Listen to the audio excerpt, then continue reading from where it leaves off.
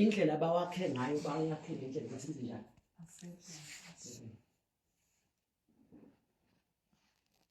kodwa kuthiwa kuyenzeka umuntu lawa maphilisi awadle kahle awathathe kahle kodwa uthole ukuthi umzimba wakhe awu-responde kwi-treatment isystem yakhe injani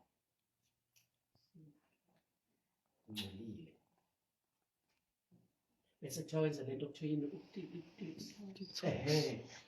lokho akudili namaphilisi ngoba inkinga ibingekho kuphi amaphilisi idila nani ngomzimba wakho and leyo nto ayithathi isikhundla samaphilisi empilweni yakho awulashwa leyo nto lethi susama hindrance kuphela isisu ukungcola kuphela kuyisystem bese kuthi amaphilisi akade engakusizi asezokwazi ukukusiza ngoba le lokuzana isidile nakho ukungcola obekwenza ukuthi amaphilisi kanjani angasebenzi lesi umsebenzi wefasting umsebenzi wefasting awususi umsebenzi wezinye izinto enjani ikaNkulunkulu ikhali kaNkulunkulu nephiwo kaNkulunkulu akunikezwe ukuthi usizakale ngazo lezi izinto uyayisebenzisa uyathandaza uyayisebenzisa neBhayibheli uyalifunda kodwa uyezwa ukuthi lezi zinto ikaNkulunkulu umzimba wami impilo yami ayirespond kwi-treatment kumele ngenze njani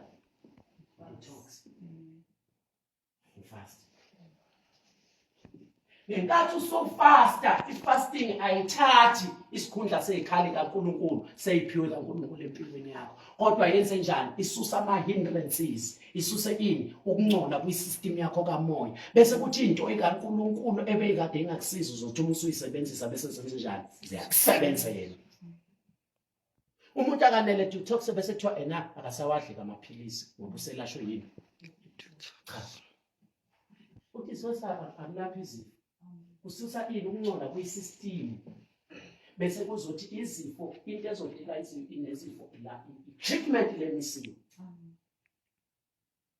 ifasting uma ufasta akusho ukuthi uzoba umzalwane ongathandazi ongadumisi ongayinkonzweni ongazenzi zonke izinto ezenziwa abazalwane kuyenzeka uzenze zonke lezi zinto kodwa uthola impilo yakhe ayirespondi kuyo you need fasting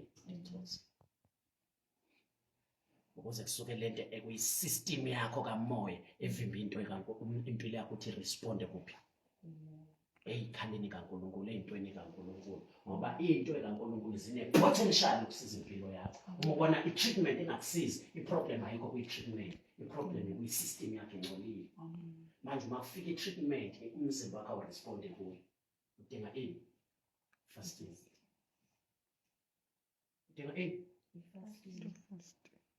ngiyathandaza kuthandazela ngenza izinto akwenzeke kunzima nje izinto kaNkulunkulu ngizokuthaza yabasiza abanye neBhayibheli vele lithulele nje inkinga ayikho eBhayibhelini inkinga ayikho emthandazweni ayikho edumiseni ayikho enkutweni kaNkulunkulu isystem yakho kamoya udinga detox udinga fasting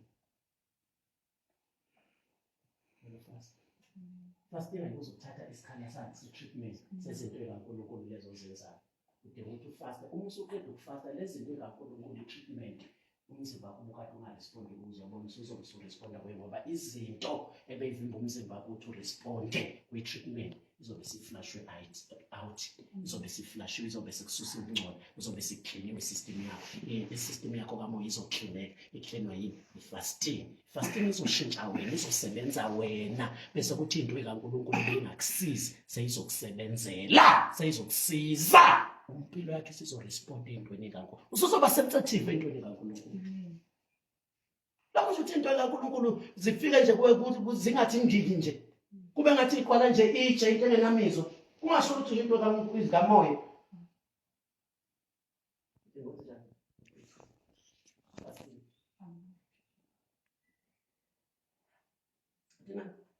detox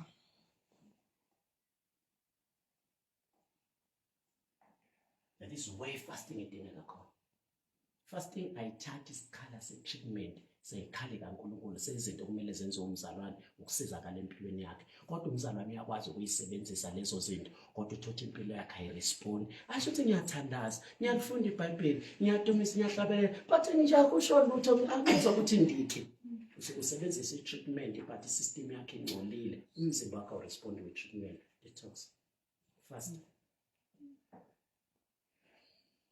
But Enzenjani? Fast. Hayi bafetha kwenze ukuthi first bese wenze njani? Treatment ingakusiza. Isisukele into ebivimba. Isisukele into ebekwisystem. Ungakwisystem akwenzeki. Usuku faste ngemotive wrong. But once wafasta ngemotive right, hayi ngiyakutshela. Inyama yakhe iyakhuluma izithobe yehle. Ibe phansi inyama yakho, ithule inyama yakho, ishintshe inyama yakho bese kuthi into ekaNkulunkulu ade ingakusizi zikusebenzele bese uyibona seyisebenza. Inyama yenze njani ihloliwe. Hlolo yini? Uzilule. Akwenzeki. Sona siqale ngisaziyo mina sikwazi ukuthulisa inyama. Ibalisa inyama ithi nizofa, ikhuluma uthi uma uqhubeka nayo fasting uyizwa uthi nanso ke siyehla, nanso ke sithula. Lapho ke ngiyakutshela izinto zikaNkulunkulu uma ifika kuwe usuyakwazi impilo yakho ukuresponder kwi-treatment because izinto ebeyivimba zithotshisiwe enyameni yakho. I-fasting ayishintsha uNkulunkulu, ishintsha wena. Cha ngibambe leyo. Awushintsha umqondo uNkulunkulu i-fasting. Uma ufasta nje uzungafasteli ukuthi uNkulunkulu ngicela into ethile wanganginela awuthi ngifaste ukuze anginike leyo nto. 2 ufasting awuthengi izinto uNkulunkulu ngefasting. Lezi izinto osukuyicela uNkulunkulu uma ufastile izinto uNkulunkulu abevele uthanda ukuthi ube nazo, afuna ube nazo, akuphile zona. Kodwa ongakwazi ukuyimukela ovinjwe izinto ezikuwe. Awuthengi uNkulunkulu ngefasting. Awusho ukuthi ena ngifuna umuntu uNkulunkulu anginikanga ngizofast uzongibekela ngafast. Kube ngathi kumele ufast uthenga ngefasting izinto. No. uNkulunkulu vele ufuna ube nemoto, ufuna ube nemali, ufuna ube nazo zonke izinto. But kunama hindrances la kuwe. Uma ufastila ufastela ukuthenga, ufastela ukususa lama hindrances ala empilweni yakho, enyameni yakho, empilweni yakho, ukudila nale nyama yakho evimbela ukuthi umoya wakho umukele izinto. Khona izinto kumele uNkulunkulu afuna ube nazo. Lezi zinto oyincenga ukuthi uNkulunkulu ukuthi akunike zona. Umncenge ngathi uNkulunkulu akafuni kanti uNkulunkulu ufuna ukuthi ube nazo lezi zinto ngaphezulu ukuthi wena uthanda. Empeleni uNkulunkulu hayi ukuthi uyena okunqabelayo. Uvinjwe uwe. Manje fasting idila nawe. Bese kuzothi lezi zinto oyifunayo vele uNkulunkulu athanda ukuthi ube nazo kodwa evinjwe uwe. Wena uthotshiswa ifasting. Inyama yakhe ithotshiswa ifasting. Bese kuzothi izinto ubuhluleka ukuyimukela uNkulunkulu akunika zona bese kuthi le nyama isithotshisiwe ibivimbile.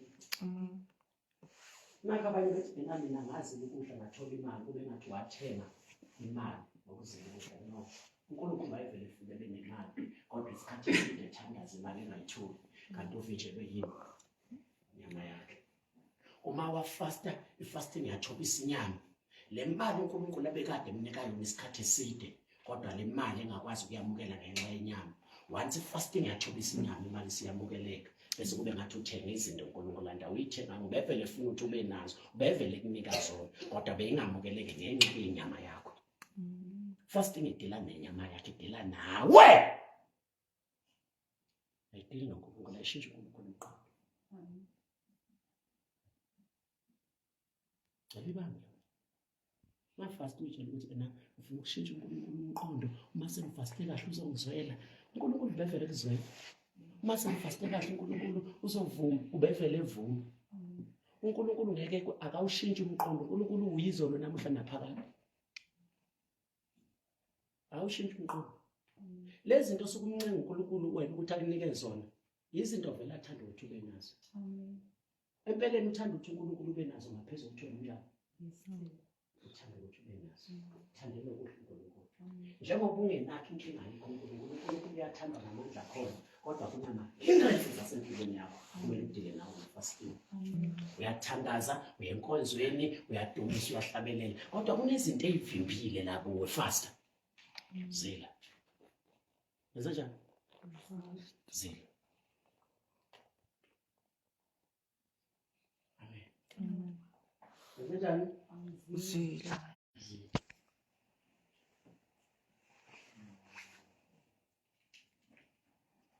Okay, siyafuna sibuke enye benefit yokuzila ukudla. Amen. ukusho le nto le, ngivulela incwadi kaMathewu 17:21. Mathewu 17:21.